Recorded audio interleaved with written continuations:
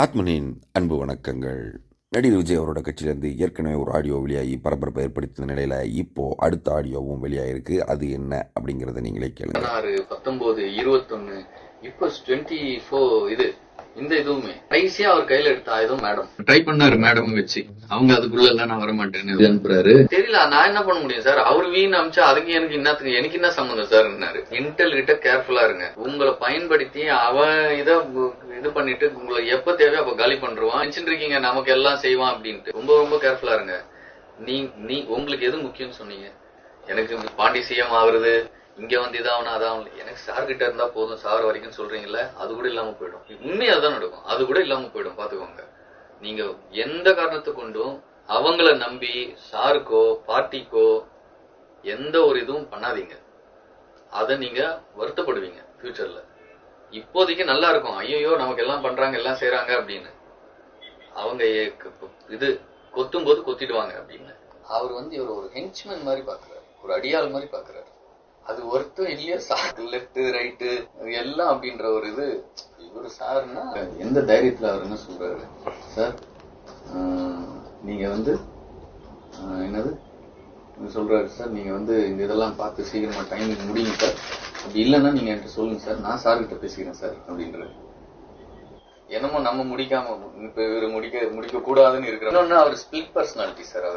அவர் பாத்தீங்கன்னா ஒரு தடவை இதுவா இருப்பாரு, ஒரு தடவை ரொம்ப இதுவா இருப்பாரு. நீங்க அவரை புரிஞ்சுக்கவே முடியாது. ஒரு தடவை ஃபுல்லா நம்ம இன்ட்ரெஸ்டுக்காக இருக்க மாதிரி இருப்பாரு. அப்புறம் பாத்தீங்கன்னா அவர் செல்ஃப் இன்ட்ரெஸ்டுக்காக இதையே காலி பண்ணணும்னு பாப்பாரு. டியூவல் இது. அவர் என்ன இதுல மாட்டிருக்காரோ என்ன தெரியல. பாண்டி சார் அவரோட அசிஸ்டன்ட் சொல்லிட்டாப்லையே, அவன் சொல்லிக்கிறான், நான் டீ டோட்டலர், எனக்கு எந்த பழக்கம் கிடையாது அப்படின்னாரு. இவரு உங்க தலைவர் எப்படின்னா அவருக்கு எல்லாம் உண்டு அப்படின்ட்டான். டக்குன்னு டக்குன்னு வாயில வந்துச்சு, அவருக்கு எல்லாம் உண்டு அப்படின்ட்டான். ஒரு 6 மாசத்துக்கு முன்னாடி, ஒரு 6 மாசத்துல இந்த வீடியோஸ் எல்லாம் ஷேர் பண்றோம்ல, அதெல்லாம் ட்ராக் ஆகுமா அப்படின்னு கேட்டாரு. எது சார் கேக்குறீங்க? இல்ல சும்மா கேட்டேன் சார் அப்படின்னு. பாருங்க, நான் அவரையும் அலர்ட் பண்றேன்னு வச்சுக்கோங்க. நம்ம ஜிஎஸ் தானே, எந்த டே சாரோட பிராண்ட் தானே, அவரு சார் கூட இருக்கவர் தானே. சுத்தி இருக்கிறவங்கள டேமேஜ் பண்ணாதீங்க, சாபட்டாஜ் பண்ணாதீங்க. எங்க நடக்குது? நான் எந்த ஸ்ட்ராட்டஜி சொன்னாலும் சார்கிட்ட அங்க போயிடுது. எனக்கு இதுதான் பிரச்சனை. எப்படி சொல்றது அவர்கிட்ட? நம்ம யாரும் சொல்ல முடியாது.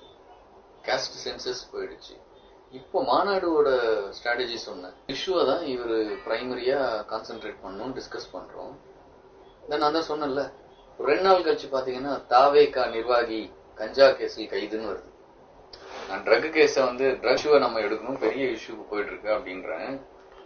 ஓ நீ இதான் எடுக்க போறியா? அப்போ மொத்தத்தையும் உன் மேலேயே திருப்பிடுறோம். அது எப்படி போச்சு? நானும் அவர் பேசுறோம். சார் போய் உதயிட்டியோ வேற எங்கிட்ட சொல்ல மாட்டாரு. எப்படி போச்சு சொல்லுங்க. அதுக்கடுத்து இன்னொன்னு, கிளைமேட் தான் இப்ப பெரிய பிரச்சனை. இன்னொரு பிரச்சனை டெவஸ்டேட்டிங்கா இருக்கு. மழை டைம்ல வெயில் டைம்ல மழை வரும்போது என்ன, ஒரு 4 நாளைக்கு முன்னாடி ஒரு ஸ்பெஷல் டீம் ஜப்பான் அனுப்புறாங்க டிசாஸ்டர் மேனேஜ்மெண்ட் ஸ்டடி பண்ணிட்டு வருது. இவங்க அவ்வளவு இன்ட்ரெஸ்ட் இருப்பாங்க நீங்க நினைக்கிறீங்களா? டீம் ஐஏஎஸ் ஆபீசர்ஸ் டீம் போறாங்க. அப்போ நீ இதெல்லாம் பண்றது, நம்ம ஸ்ட்ராட்டஜிஸ் எல்லாம் காலி பண்றது. இப்ப எப்படி வார் வேஜ் பண்ணுவீங்க? ஆக இதுதான் அந்த ஆடியோ. ஏற்கனவே ஜான் ஆரோக்கியசாமி அவர்கள் புசி ஆனந்த் பற்றி புலம்பியிருந்த நிலையில் இப்போ மற்றொரு ஆடியோவிலையும் புலம்பியிருக்காரு. இது போன்ற அரசியல் தகவல்களுக்கு ஆத்மனோடு இணைந்திருங்கள். நன்றி.